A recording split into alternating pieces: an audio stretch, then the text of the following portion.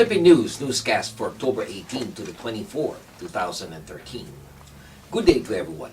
Magandang araw po sa inyo lahat and welcome to the website of Philippine News. These are our stories for the day. We'd like to start with the news about senators in Revilla and Estrada were dared to face the Senate Blue Ribbon Committee. This news report by Beting Dolor. The three senators facing plunder charges before the Office of the Ombudsman were dared by one of their colleagues to waive their parliamentary immunity and appear before the Senate Blue Ribbon Committee this week. Senate Majority Leader Alan Peter Cayetano said Senator Juan Ponce Enrile, Ramon Revilla Jr., and Chingo Estrada should appear before the Senate body to explain their roles in the pork barrel scam.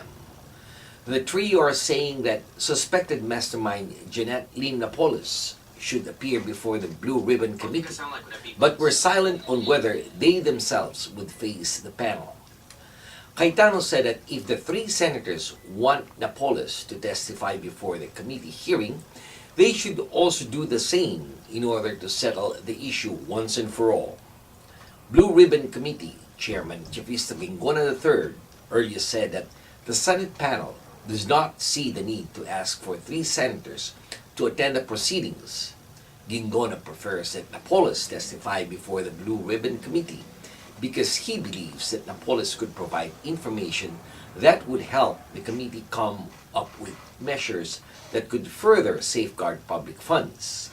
The Office of the Ombudsman said that it would not prefer to make Napoles testify at this time, but was amenable to allowing her to face the Senate panel after the plunder charges have been approved for filing. Next is the news about the 7.2 magnitude earthquake that wrecks Bohol and Cebu. Well, it only lasted for about half a minute, but the devastation caused was mind-boggling. The powerful earthquake that rocked Bohol province and Cebu City in central Visayas early on Tuesday toppled buildings, damaged roads and bridges, and triggered a deadly stampede. The 7.2 magnitude quake, the strongest to hit the Visayas and Mindanao in more than 2 decades, killed at least 144 people and injured hundreds. An intensity 6 quake also shook Hinigaran, Negros Occidental, and Dumaguete City, while intensity 5 was recorded in Iloilo and parts of Guimaras, Negros Oriental, Camiguin Island, and northern Mindanao. The earthquake was also felt as far northeastern Bicol region like Sorsogon and Masbate, and as far south as Davao City and Zamboanga. 15 of the confirmed fatalities were in Cebu, while 57 people were reported dead in Bohol, while one person died in nearby Siquijor Island in Negros Oriental. Cebu and Bohol provinces have been placed under a state of calamity. Director Renato Solidum of the PhilVox, or the Philippine Volcanic and Seismologist Department, said that the epicenter of the earthquake was east of Carmen, Bohol. He said that tremor, which tectonic in origin, occurred 33 kilometers below the surface with a strength of 32 times stronger than the atomic bomb dropped in Hiroshima, Japan during World War II. Bohol Island had an intensity of 7.2, but maybe the epicenter is close to 8 according to Solidum. As of Tuesday afternoon, 241 aftershocks have been recorded and people affected by the quake were advised to check their houses for structural damages. This time, the news about San Francisco as it celebrates being the Filipino American History Month.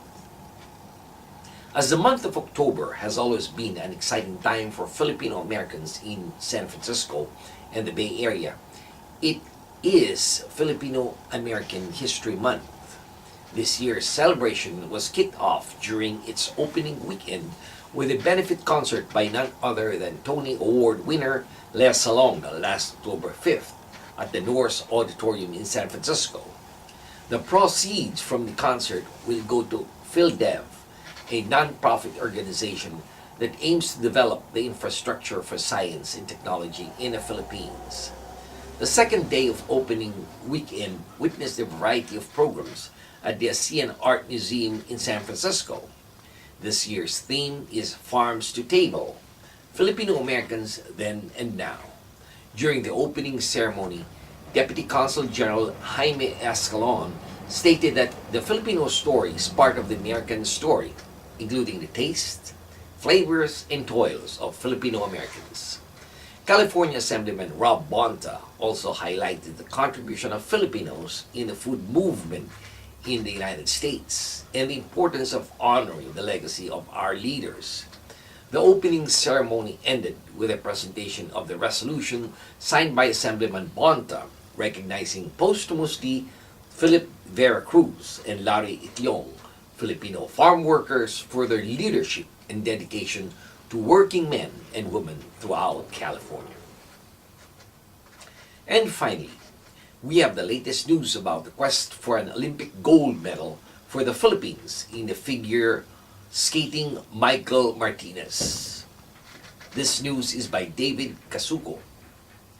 In the beginning was a quest, and the quest was an Olympic gold for the Philippines. And the answer to that quest is here and now. 16-year-old Michael Christian Martinez. In less than 4 months, Martinez, dubbed in the skating world as the future star, will showcase the Filipino athlete as an ice skater in Sochi, Russia on February 7th to 23rd, 2014 in the grandest of all sporting arenas, the Olympics, where the established norms are excellence and perfection. The Sochi stint will be decisive yardstick on what Martinez could be in the next Olympics 4 years later, when the Filipino phenom will be a seasoned 20-year-old figure skater. The question everybody is asking, will the kid from Muntinlupa City be able to contend with a great challenge?